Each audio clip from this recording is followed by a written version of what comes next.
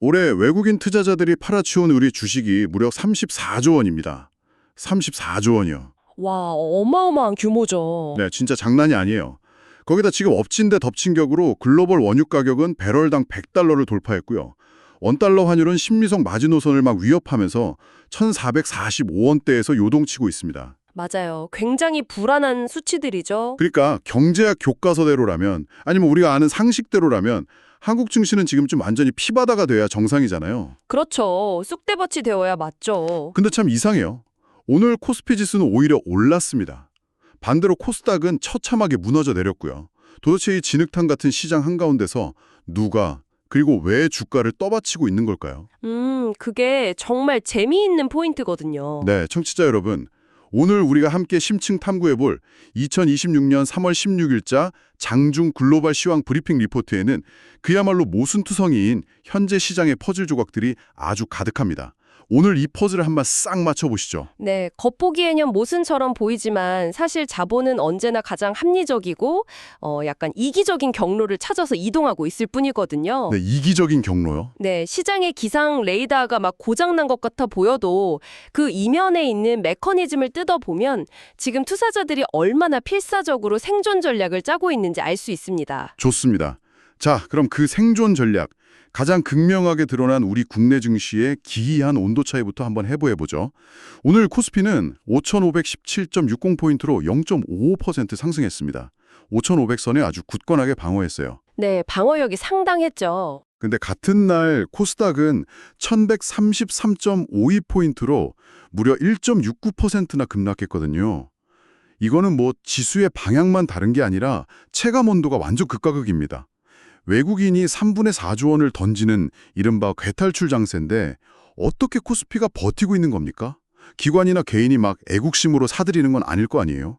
애국심으로 움직이는 자본은 절대 없죠. 철저한 계산의 결과입니다. 계산이요? 네, 외국인의 엄청난 매도 물량 그리고 거시경제의 불안감을 방어해낸 건 결국 명확한 주도주들의 힘입니다.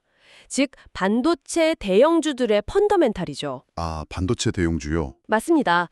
지수 상승에 견인한 종목을 보면 SK 하이닉스가 3.85% 그리고 삼성전자가 1.36% 올랐어요. 철강 금속 섹터도 1.50% 상승했고요. 이 대형 수출주들이 시장의 하단을 아주 강력하게 틀어막고 있는 겁니다. 와, 하이닉스가 거의 4% 가까이 올랐네요. 반면에 코스닥이나 다른 섹터들을 보면 좀 처참하더라고요. 통신업은 무려 마이너스 4.55%, 섬유회복은 마이너스 3.18%로 그야말로 직격탄을 맞았습니다. 네, 낙폭이 컸죠. 자, 이 부분을 한번 파헤쳐보죠. 제가 이걸 보면서 이런 비유가 떠올랐는데요. 지금 한국 증시가 막 고유가랑 고환율이라는 거친 폭풍우를 뚫고 가는 바다 같아요. 바다요? 네, 여기서 코스피는 SK 하이닉스라는 초거대 엔진을 달고 파도를 버텨내는 거대한 크루즈선이라면 코스닥의 중소형주들이나 내수 중심 섹터들은 그 파도에 직접적으로 막 흔들리는 작은 돛단배 같은 상황이라는 거죠. 와, 아주 예리한 비유네요. 크루즈선과 돛단배, 그 차이를 만드는 핵심 메커니즘이 바로 환율과 소비 심리의 상관관계거든요. 환율과 소비 심리요? 네. 청취자 여러분, 환율이 1,445원까지 올랐다는 건 원화 가치가 그만큼 쓰레기가 아니 완전히 폭락했다는 뜻이잖아요. 그렇죠. 우리 돈 가치가 뚝 떨어진 거죠. 근데 수출 기업인 반도체 대형주 입장에서는 이게 과연 무조건 악재일까요? 수출 기업이니까 달러로 돈을 받잖아요. 바로 그겁니다. 이들은 글로벌 시장에서 제품을 달러로 팔아요. 달러로 번 돈을 원화로 환상하면 오히려 장부상 이익이 막 눈덩이처럼 불어나는 환차익 효과를 보게 되죠. 환율이 높으니까 오히려 돈을 더 버는 셈이네요. 네, 글로벌 AI 수요가 탄탄하다는 전제하에 고환율은 이들 대형 수출주에게 단단한 방파제 역할을 해주는 겁니다. 야, 오히려 달러 강세가 실적 방어 무기가 되는 거군요.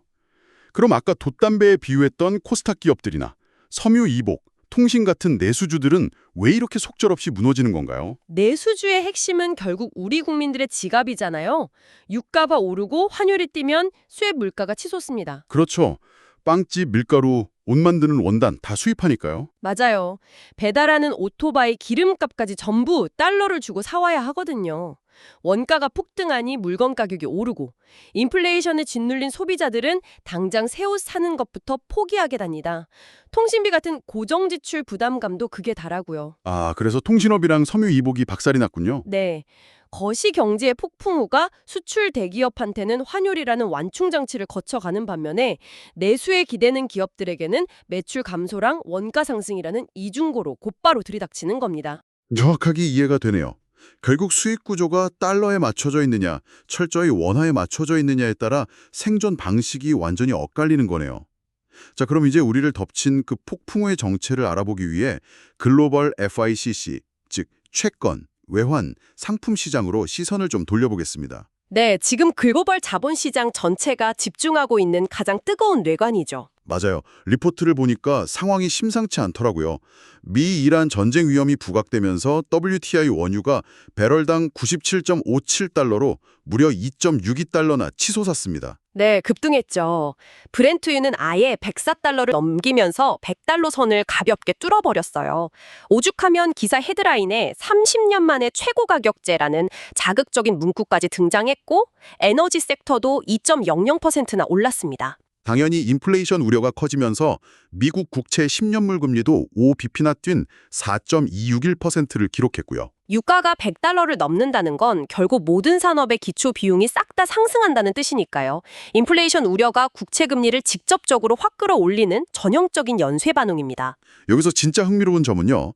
제가 강력한 의문이 하나 드는데요. 네, 어떤 걸까요? 전문가님, 유가가 막 폭등하고 10년물 금리가 오르고 심지어 JP모건은 S&P 500이 최대 15%까지 하락할 수 있다고 경고음을 엄청 울렸잖아요. 네, 아주 무시무시한 경고를 했죠. 근데요, 누가 봐도 지금 주식을 다 팔고 현금을 쥐고 도망가야 할 극도의 공포 분위기 아닙니까? 근데 왜 미국 다우존스 지수는 47,000포인트를 찍으면서 오히려 1.01%나 올랐을까요?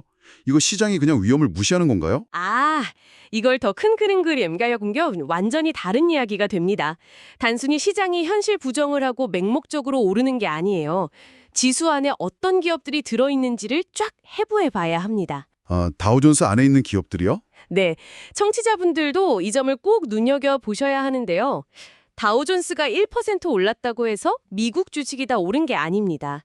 다우존스 지수에는 쉐브론 같은 거대 에너지 기업, 그리고 강력한 가격 결정력을 가진 전통적인 가치주나 필수 소비재 기업들이 아주 무겁게 포진해 있어요. 아, 그러니까 인플레이션이 오든 말든 소비자들이 무조건 사야만 하는 물건을 파는 곳들이요? 맞습니다. 유가가 오르면 에너지 기업은 오히려 돈을 쓸어 담죠. 물가가 오르면 코카콜라나 P&G 같은 기업들은 그냥 제품 가격표를 올려버리면 그만이거든요. 와, 그건 진짜 강력하네요. 네.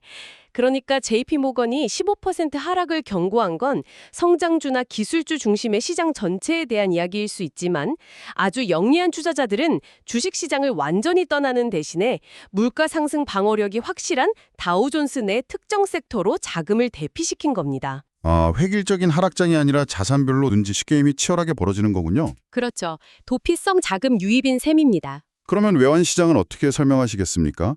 세계 경제에 막 전쟁 위기니 인플레이션이니 리스크가 터지면 가장 먼저 찾는 게 킹달러, 즉 기축 통화인 달러잖아요.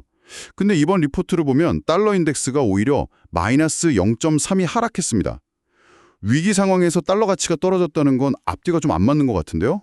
그 부분에서 많은 분들이 좀 헷갈려 하십니다. 이거는 달러 인덱스라는 지표의 기전을 아주 정확히 이해하셔야 해요. 달러 인덱스는 절대적인 달러 가치가 아닙니다. 세계 주요 6개국 통화랑 비교했을 때 달러가 얼마나 센가를 나타내는 상대 평가 수치거든요. 아, 상대평가요? 네. 근데 이 바스켓에서 유로화가 차지하는 비중이 무려 57%가 넘습니다. 절반 이상이죠. 와, 유로화 비중이 그렇게나 높아요? 네. 그래서 이번에 달러 인덱스가 하락한 핵심 이유는 미국이 갑자기 약해졌어가 아닙니다. 바로 유럽 중앙은행, ECB의 금리 경로 재평가 기대감 때문에 유로화가 상대적으로 강세를 보였기 때문이에요. 유로화가 강해져서 달러가 약해 보였다는 거군요. 맞아요. 유럽이 금리를 안 내리거나 덜 내릴 것 같으니까 유로화 가치가 확 튀어오르고 그 기계적인 반작용으로 유로화 비중이 엄청 높은 달러 인덱스가 숫자상으로 꺾여버린 거죠. 와, 진짜 주요한 포인트네요. 지표만 겉핥기로 보면 달러가 약세네 위기가 아닌가 하고 착각할 수 있는데 사실은 유럽 통화 정책 이슈가 인덱스 숫자를 왜곡시킨 거군요. 그렇죠. 그 확실한 증거를 우리 원화를 보시면 됩니다. 달러 인덱스는 내렸다고 하지만 원화는 달러 대비 무려 5.3원이나 절하되면서 1,445원으로 박살이 났거든요. 아, 그러네요. 달러가 진짜 약해졌다면 우리 환율도 떨어졌어야 하잖아요. 맞습니다. 실제 신흥국 통화랑 비교해보면 달러는 여전히 무시무시한 괴력을 발휘하고 있다는 증거죠.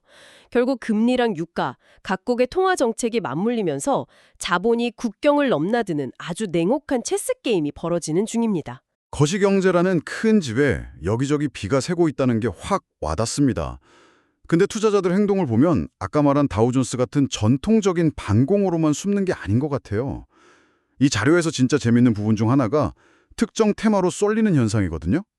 불확실성이 극에 달할 때 나타나는 전형적인 자본 이동이죠. 리포트를 보니까 일론 머스크의 스페이스X 나스닥 상장 기대감이 팍 터지면서 우리 국내 증시에서도 뉴스페이스 우주항공 테마주인 센서뷰가 무려 20%대나 급등했습니다. 하락장에서 20% 급등이요? 엄청난 수급 쏠림이죠. 네, 유럽 증시도 비슷해요. DAX나 FTSE 같은 주요 지수는 다 약세인데 우크라이나 평화협상 기대감이라는 뉴스 하나에 방산주들이 랠리를 펼치면서 STOXX 50 지수를 0.62%나 끌어올렸거든요. 맞습니다. 테마의 힘이 지수를 움직인 거죠. 저는 이거 보면서 약간 그런 생각이 들었어요.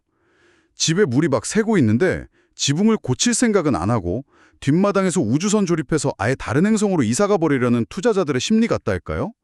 왜 이렇게 테마에 돈이 쏠리는 겁니까? 여기서 매력적인 부분이 바로 그 심리입니다. 시장이 불확실할수록 투자자들은 오히려 확실한 내러티브, 즉 이야기표에 엄청난 프리미엄을 주거든요. 이야기표요?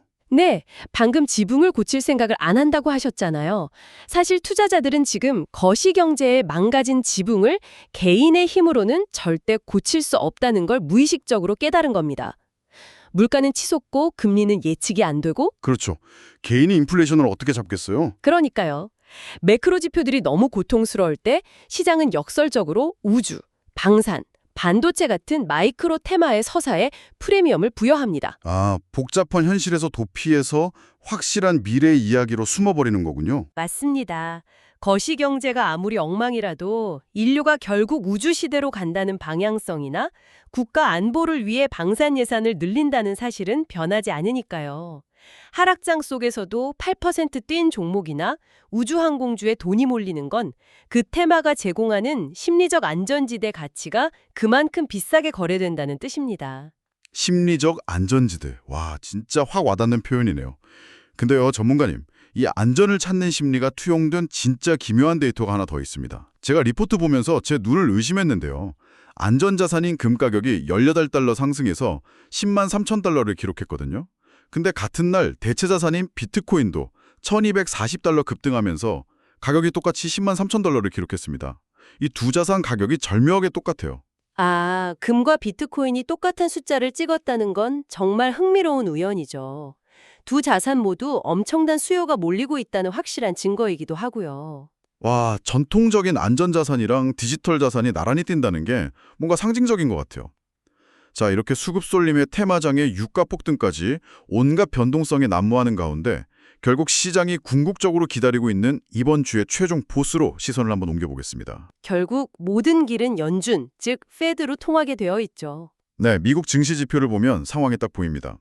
S&P 500이 6,672.62, 나스닥이 22,312.00으로 둘 다 등락률이 정확히 0.00%, 보합으로 마감했어요. 완전히 숨죽이고 있는 거죠. 네, 폭풍 전야입니다. 그 진짜 이유가 바로 3월 19일 목요일에 예정된 연방공개 시정위원회 FOMC 때문이잖아요. 같은 날 일본은행 BOJ도 0.75% 금리 결정을 앞두고 있고요. 그렇다면 이 모든 게 대체 무슨 의미일까요? 어차피 미국 기준금리는 3.75% 동결이 기정사실화되어 있는데 왜 이렇게 쫄아 있는 건가요? 이 대목에서 중요한 질문을 던지게 되는데요. 시장이 두려워하는 건 3.75%라는 금리 숫자가 아닙니다. 그 결정 이후에 나올 제롬 파월 의장의 메시지와 경제 전망, 즉 SEP입니다. 아까 우리 유가 100달러 돌파 얘기했었죠. 네, 유가 미쳤잖아요, 지금. 연준이 금리를 이렇게 높게 유지했던 유일한 이유가 인플레이션을 잡기 위해서였습니다. 근데 고유가 때문에 인플레이션이 재점화될 가능성이 커졌어요. 만약 연준이 유가 때문에 물가 다시 오른다, 금리 인하 꿈도 꾸지 마라, 이런 뉘앙스를 풍기면 어떻게 될까요? 와, 생각만 해도 끔찍하네요. 시장은 금리 내려줄 줄 알고 기대했는데 그게 박살나는 거잖아요. 바로 그겁니다. 그래서 무작정 투자하기보다는 시장의 리스크 해지, 즉 위험 회피 움직임을 주의 깊게 봐야 합니다. 핵심 관전 포인트에 등장한 전략들이 다 그런 맥락이에요. 금리 선물 매도, 달러 채권 매수, 반도체나 에너지, 우주 ETF, 롱 포지션 유지 같은 것들이죠. 아, 방어벽을 세우는 거군요. 리포트에 보면 원화 풋 옵션 활용이라는 말도 나오던데 이건 우리 청취자분들한테 어떻게 적용되는 이야기일까요? 풋옵션이 좀 어려울 수 있는데 쉽게 말해 가격이 떨어질 때 수익이 나는 구조입니다. 원화 가치가 떨어질 것에 베팅하는 보험을 들어두는 거예요. 만약 FOMC 결과가 나쁘게 나와서 외국인이 주식을 팔고 달러를 사면 환율이 확 오르면서 원화 가치는 수직 낙하하겠죠? 그렇죠. 원화가 똥값이 되는 거죠. 네. 그러면 주식에서는 돈을 잃어도 미리 사둔 원화 풋옵션에서는 원화가 떨어진 만큼 엄청난 수익이 납니다. 그걸로 손실을 퉁치는 아주 거시적인 방어막인 셈이죠. 야, 진짜 영리하네요. 무조건 오를 거라고 맹신하는 게 아니라 위험 회피 장치를 겹겹이 걸어두는 거군요. 자, 오늘 진짜 거대한 경제 퍼즐 조각들을 맞춰온 느낌입니다. 표면적인 지수 하락만 보지 마시고 그 이면의 자본 흐름을 읽는 연습을 하시면 좋겠습니다. 네, 전문가님 오늘 말씀 감사합니다. 자, 여러분 오늘 심층 탐구를 마무리하면서 제가 아까 슬쩍 말씀드렸던 기묘한 우연 하나를 여러분 머릿속에 던져두고 싶어요. 오늘 FICC 시장 데이터에서 금과 비트코인의 가격이 공교롭게도 10만 3천 달러로 완전히 똑같이 표기되어 있었습니다. 네, 정말 절묘한 순간이죠. 전통적인 안전자산의 대명사인 금, 그리고 디지털 시대의 새로운 대체 자산인 비트코인, 전쟁과 인플레이션 공포 속에서 이 두 자산의 가치가 소름 돋게 교차하는 이 숫자 10만 3천은 혹시 안전자산에 대한 인류의 정의가 완전히 뒤바뀌는 역사적 변곡점을 암시하는 건 아닐까요? 이 질문에 대해 여러분 스스로 한번 생각해 보시길 바랍니다. 오늘 저희가 짚어드린 내용이 여러분의 나침반이 되기를 바라며 다음 심층 탐구에서 뵙겠습니다. 감사합니다. 감사합니다.